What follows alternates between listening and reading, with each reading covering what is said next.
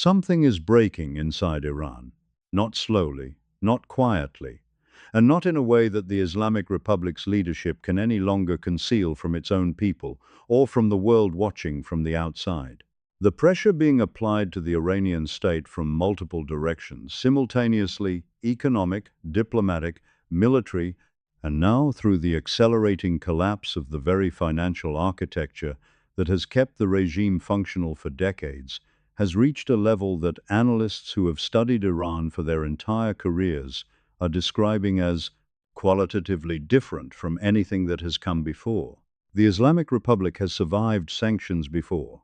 It has survived isolation before. It has survived domestic unrest, regional proxy wars, and the death of its founding supreme leader. But what is happening to Iran right now is different in kind, not merely in degree, and the administration of President Donald Trump has placed itself at the center of a maximum pressure campaign that is compressing every vulnerability the Iranian state possesses simultaneously. Subscribe to Martin Hale Reports, because this story, the real story behind the headlines about Iran's collapsing economy, its shrinking military options, its fracturing internal politics, and the extraordinary pressure campaign that is now reshaping the entire strategic landscape of the Middle East, is one that demands the depth of analysis and the quality of sourcing that you will find right here and nowhere else. President Trump's statement that Iran is collapsing and that nobody can stop it is not the kind of casual political rhetoric that can be safely dismissed as hyperbole.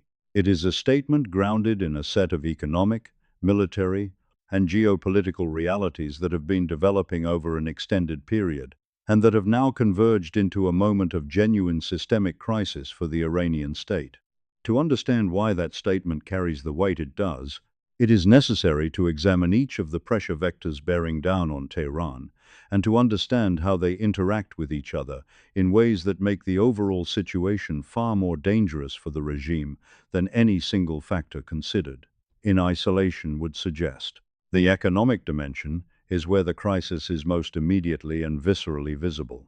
Iran's economy has been under the weight of international sanctions for decades, but the architecture of sanctions pressure that the Trump administration has constructed and is now enforcing with unusual rigor represents a level of economic constriction that goes beyond anything Iran has previously experienced. The policy of maximum pressure, which the Trump administration pursued during its first term, beginning in 2018, when it withdrew from the Joint Comprehensive Plan of Action. The nuclear agreement negotiated under President Obama was eased during the Biden years in ways that allowed Iran to rebuild portions of its oil, export revenue, and to reduce the economic suffocation that maximum pressure had been imposing. The return of the Trump administration to office has brought with it not merely a restoration of previous pressure levels, but an active and deliberate escalation designed to close the gaps and workarounds that Iran had identified, exploited during the intervening years. The core of Iran's economic survival under sanctions has always been its ability to continue selling oil. Despite the formal prohibition under American sanctions on purchases of Iranian crude, Iran developed over years of sanctions experience a sophisticated gray market export infrastructure, shadow tankers, falsified cargo documentation, ship-to-ship transfers in international waters, and relationships with intermediaries in jurisdictions where American enforcement reach was limited. China became the dominant destination for Iranian oil sold through this shadow network, with Chinese refineries, particularly smaller independent refineries, that are less exposed to Western financial system pressure than the major state-owned enterprises absorbing the bulk of Iranian exports at significant discounts to international market prices. The Trump administration's approach to dismantling this system has been more aggressive and more technically sophisticated than previous enforcement efforts. Secondary sanctions penalties imposed not on Iranian entities directly, but on third-country entities that conduct business with Iran, have been deployed with greater breadth and greater willingness to follow through on threatened consequences than Iran's grey market partners had previously experienced. Chinese companies that were identified as purchasing Iranian oil have faced the prospect of being cut off from the American financial system and from access to American markets a consequence severe enough that even entities that had previously been willing to absorb some American pressure have recalculated their exposure. The effect on Iranian oil export volumes has been measurable and significant, with Iran's ability to generate the foreign currency revenue that funds both its domestic budget and its regional military commitments materially reduced. The Iranian rial, already severely depreciated from years of sanctions pressure, has continued its decline against the dollar. For ordinary Iranian citizens, this currency collapse translates directly into the cost of imported goods, the purchasing power of wages, and the affordability of basic necessities. Iran imports a substantial portion of its food, medicine, and consumer goods, and the cost of those imports in rial terms rises every time the currency weakens. The inflation rate that Iranian households experience in their daily lives has been running at levels that economic historians would describe as indicative of a state under severe fiscal distress. The gap between the official exchange rate that the Iranian government maintains for certain purposes and the street rate at which ordinary Iranians actually exchange currency has at times been so large that it represents effectively two different economic realities existing simultaneously, one on paper and one in practice. The regime's response to this economic crisis has followed a predictable pattern. Subsidies on essential goods have been cut and then partially restored and then cut again as the fiscal pressure fluctuates. Foreign currency reserves, already depleted through years of sanctions, have been drawn down to finance import shortfalls. The government has increased domestic money supply through mechanisms that accelerate inflation rather than address its underlying causes. And the political leaders have continued to attribute the economic suffering of ordinary Iranians not to the consequences of their own policy choices, the nuclear program, the regional proxy commitments, the rejection of the diplomatic frameworks that could have provided sanctions relief, but to foreign aggression, Zionist conspiracies, and American imperialism. This narrative has been losing credibility with the Iranian public at an accelerating rate, and the disconnect between the official explanation for economic hardship and the lived experience of Iranian families is one of the most politically significant fractures now visible inside the country. The nuclear dimension of the Iran crisis adds a layer of urgency and danger that elevates it from a regional, economic, and political story into a question of global security with potentially catastrophic consequences. Iran's nuclear program has advanced substantially during the period since the collapse of the JCPOA. The International Atomic Energy Agency, which maintains the most authoritative ongoing assessment of Iran's nuclear activities,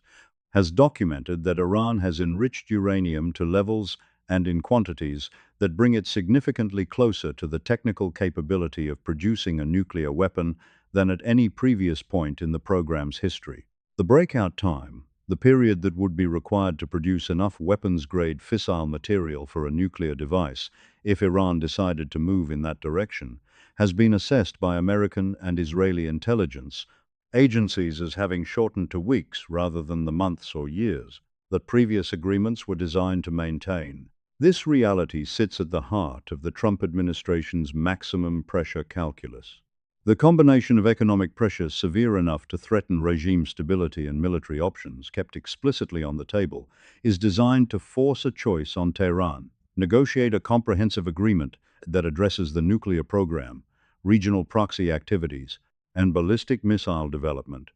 or face consequences that the administration has gone to considerable lengths to make credible. The positioning of additional American naval assets in the region, the authorization of enhanced intelligence and cyber operations targeting Iranian nuclear and military infrastructure, and the explicit public statements from senior American officials about the military option all serve to give the economic pressure a coercive context that previous administrations were sometimes less willing to provide. The regional dimension of Iran's crisis connects the economic and nuclear pressures to a set of military and strategic developments that have fundamentally altered the security environment in which Tehran operates. Iran's regional strategy for the past several decades has been built on a network of proxy relationships with Hezbollah in Lebanon, with Hamas and Islamic Jihad in Gaza, with the Houthi movement in Yemen, with various Iraqi Shia militia groups, and with Syrian government forces. This network, sometimes described as the axis of resistance, has served multiple Iranian strategic purposes simultaneously. It has projected Iranian influence deep into the Arab world. It has created deterrence against Israeli military action by threatening devastating retaliation from multiple directions. It has allowed Iran to pursue its regional objectives while maintaining a degree of deniability about direct Iranian involvement in the violence that these groups perpetrate. The events of the past 18 months have substantially degraded this network in ways that represent a strategic setback for Iran of historic proportions. The Israeli military campaign in Gaza following the Hamas attack of October 2023 has severely damaged Hamas's military capability. Hezbollah, Iran's most powerful and most valued proxy partner, has suffered devastating losses in Lebanon. The killing of senior military commanders, including long-serving Secretary General Hassan Nasrallah, the destruction of substantial weapons stockpiles, and the degradation of the command structure that took decades and enormous Iranian investment to build. The Syrian government of Bashar al-Assad, which served as the land bridge through which Iran supplied Hezbollah and maintained its influence corridor to the Mediterranean, has collapsed entirely, an outcome that would have been essentially inconceivable to Iranian strategic planners even 2 years ago, and that has severed the physical supply lines that were central to Iranian regional power. Projection. The Houthi movement in Yemen continues to operate, and Iran retains influence relationships with Iraqi militia groups. But the overall picture of Iran's regional proxy network is one of dramatic degradation from its position at the peak of Iranian regional influence just a few years ago. The investment of resources, weapons, training, and strategic direction that Iran made over decades to build that network represented an enormous commitment of national capacity, and seeing that investment so substantially destroyed in such a compressed period of time has imposed both material and psychological costs on the Iranian leadership that are difficult to overstate. Inside Iran, the political consequences of this combination of external pressure and strategic setback are producing visible strains within the system that the Islamic Republic has built over 45 years. The Iranian political structure is not monolithic. It contains within it genuine factional competition between hardline elements associated with the Revolutionary Guards and the most conservative clerical establishment, more pragmatic elements associated with the traditional clergy and the state bureaucracy, and reformist currents that have periodically surfaced through the electoral system before being constrained by the Guardian Council's vetting process. Supreme Leader Ali Khamenei, who has held his position since 1989 and who has been the central arbiter of these factional conflicts throughout his tenure, is now in advanced age and in a state of health that has been the subject of persistent reporting and significant uncertainty. The question of succession, who will lead the Islamic Republic after Khamenei, and whether the system can manage that transition without a destabilizing power struggle, has been a background concern of Iranian political analysis for years and is now becoming a more immediate and pressing question. The election of President Masoud Pezeshkian in 2024, a reformist-leaning candidate who ran on a platform of engagement with the West and economic normalization, represented a genuine expression of Iranian popular sentiment about the direction of the country. But the structural realities of the Islamic Republic, in which elected officials operate within constraints set by unelected institutions controlled by hardliners, have limited Pezeshkian's ability to deliver the changes that his electoral mandate implied. The frustration of those expectations, the sense that the system is incapable of genuine reform, even when the electorate demands it, is a potent source of political alienation that the regime has not found an effective way to address. The protest movements that have periodically erupted in Iran over the past several years, the Green Movement of 2009, the economic protests of 2017 and 2019,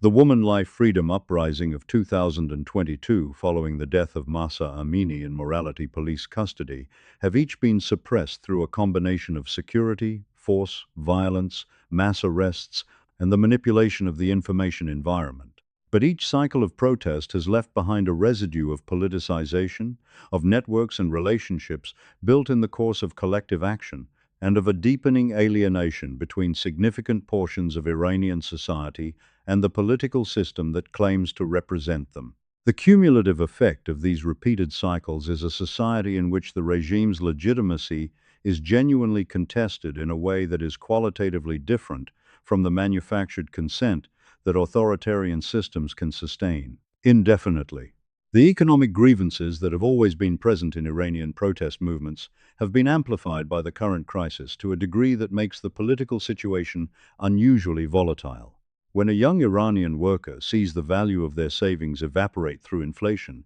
when a middle-class Iranian family finds that their purchasing power has declined to the point that basic consumer goods are unaffordable, when an Iranian entrepreneur watches their business destroyed not by their own failures, but by a currency collapse driven by government policy choices, the political conclusions that these individuals draw are not necessarily framed in terms of international nuclear negotiations or regional proxy strategy. They are framed in terms of a government that has failed to provide for the basic economic well-being of its citizens and that has prioritized ideological commitments and regime security over the material interests of ordinary people. The international response to Iran's crisis is playing out across multiple diplomatic forums and through multiple bilateral relationships simultaneously. The European states that remained committed to the JCPOA framework after the American withdrawal, France, Germany, and the United Kingdom, have been engaged in their own diplomatic efforts to prevent a complete collapse of any negotiated framework around the Iranian nuclear program. These efforts have been complicated by the acceleration of Iran's enrichment activities, which have moved faster than the European diplomatic timeline, and by the Trump administration's skepticism about the value of the multilateral approach that the Europeans favor. The tension between American maximum pressure and European diplomatic engagement has not been resolved, and it continues to shape the international community's response to the Iranian crisis in ways that reduce the coherence and effectiveness of that response. China's position is central to understanding both the trajectory of the crisis and the limits of maximum pressure as a strategy. China has been Iran's most important economic partner under sanctions, and the decisions that Chinese companies and the Chinese government make about the level of economic engagement they are willing to maintain with Tehran are directly determinative of how much pressure the Iranian economy actually feels. The Trump administration has invested significant diplomatic capital in persuading or coercing Chinese entities to reduce their Iran exposure, with mixed results. Chinese strategic interests in maintaining Iran as a supplier of discounted energy, in limiting American influence in the Middle East, and in preserving relationships that serve broader Belt and Road Initiative objectives do not align neatly with American preferences, and Beijing has shown a consistent willingness to manage the secondary sanctions risk rather than to abandon the Iran relationship entirely. Russia's relationship with Iran has also deepened significantly during the period of the Ukraine war, as both countries found themselves facing Western pressure and discovered overlapping interests in circumventing the international systems through which that pressure is applied. Iranian drone technology has been transferred to Russia for use in Ukraine, creating a military technological partnership that has geopolitical implications extending well beyond the Middle East. The United States and its European partners have responded to this partnership with additional sanctions targeting the entities involved in the transfer and with increased pressure on both governments, but the partnership has demonstrated a resilience that suggests it will not be easily dismantled by external pressure alone. For the Gulf Arab states, Saudi Arabia, the United Arab Emirates, and their neighbors, the spectacle of Iranian power declining under the weight of external pressure and internal strain is not a source of uncomplicated satisfaction. These governments have spent decades managing the security threat that Iranian regional ambition has represented, and they have made substantial investments in military capability and in American security relationships as a hedge against Iranian aggression. But the prospect of an Iran in genuine systemic crisis, an Iran whose government might lose control of its nuclear program in a chaotic transition, or whose revolutionary guards might pursue increasingly desperate and aggressive actions. As the pressure mounts is in some ways more alarming than a stable but contained Iran. Chaos in Iran would produce refugee flows, proxy militia fragmentation, and potential nuclear proliferation risks that the Gulf states would be extremely poorly positioned to manage. Their diplomatic posture, therefore, reflects a desire to see Iranian behavior change without seeing the Iranian state itself destabilized to the point of collapse. Israel's strategic calculus in this environment is the most complex and the most consequential of any of the regional actors. Israel has been the most consistent and most vocal advocate for maximum pressure on Iran's nuclear program and has conducted its own covert operations, including cyber attacks, targeted killings of nuclear scientists, and strikes on Iranian-linked military infrastructure in Syria and elsewhere over many years to delay and degrade Iran's nuclear capability. The degradation of Hezbollah and the collapse of the Syrian land bridge have removed two of the most significant deterrents against direct Israeli military action against Iran's nuclear program. The question of whether Israel will conclude that the current moment with Iran's air defenses under strain, its regional proxies degraded,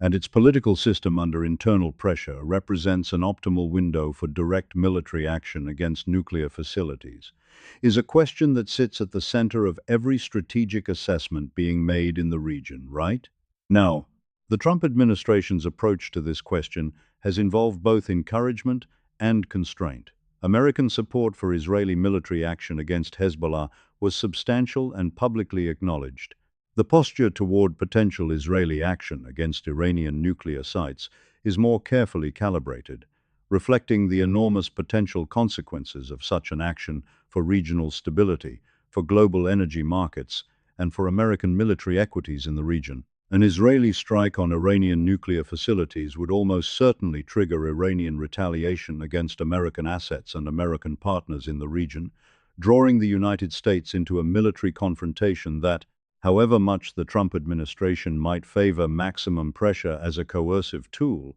it has not explicitly committed to joining as a direct combatant. The path that leads from the current moment to whatever outcome ultimately resolves the Iranian crisis runs through decisions that are not yet made, negotiations that have not yet concluded, and contingencies that have not yet been triggered. What is clear, and what the evidence of economics, military capability, political cohesion, and regional strategic position all points toward, is that Iran is operating from a position of structural weakness that is genuinely without precedent in the history of the Islamic Republic. The combination of sanctions-driven economic deterioration, nuclear program isolation, proxy network degradation, domestic political fracture, and succession uncertainty represents a convergence of pressures that the regime's considerable survival skills may not be sufficient to navigate without fundamental change. Whether that change comes through a negotiated diplomatic settlement, through internal political transformation, or through a more disorderly and dangerous process of state failure, is the question on which the security of the entire Middle East and a significant portion of the global economy now depends.